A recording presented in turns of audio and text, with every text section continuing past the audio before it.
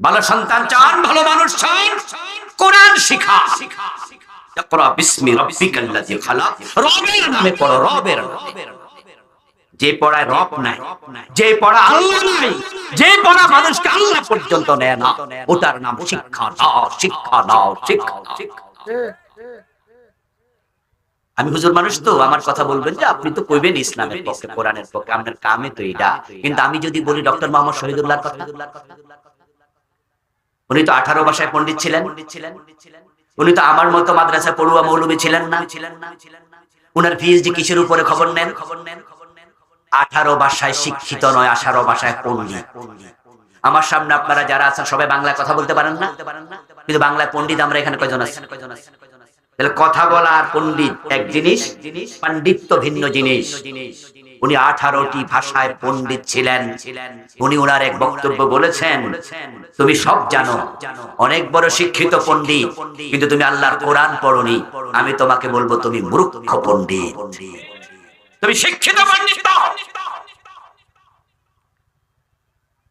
অনেকের পোলাতে ইংরেজিতে কথা কইতে পারলে বাবে মুস্কি মুস্কি হাসে, ও মাশাআল্লাহ, আমার পরে ইংলিশ মিডিয়ামে পড়ে, এখন বাসাতে আইসা বাংলা কথাই কয় না।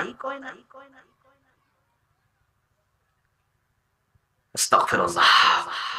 তুমি কি ভাবলা ইংরেজিতে কথা বলার নাম এলেম? এটার নাম বিদ্যা। যদি ইংরেজি কথা বলতে পারলে মানুষ শিক্ষিত হতো, তাহলে লন্ডনের রাস্তায় যারা ঝাড়ু দেয় তারা কি বাংলায় কথা কয়? কি ভাই কথা বলেন না কেন?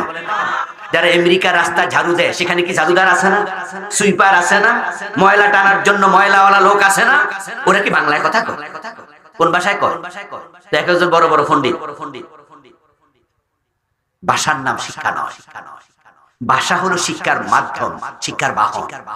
আর আমাদের বাংলাদেশে তো ইংরেজি ভাষা এমন ভাষা হয়েছে, এটা কোরআনের চেয়ে বেশি দাম দেয় অনেকে। আস্তাগফিরুল্লাহ।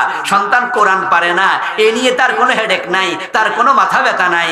ইংরেজি একটু পারলে কি লাভ মারে, বাবা আমার ফোলা শিক্ষিত হয়েছে। অথচ জাপানে যে আমি গেলাম, ওখানের লোকেরা ইংরেজি কেউ শিখেও না, বলেও।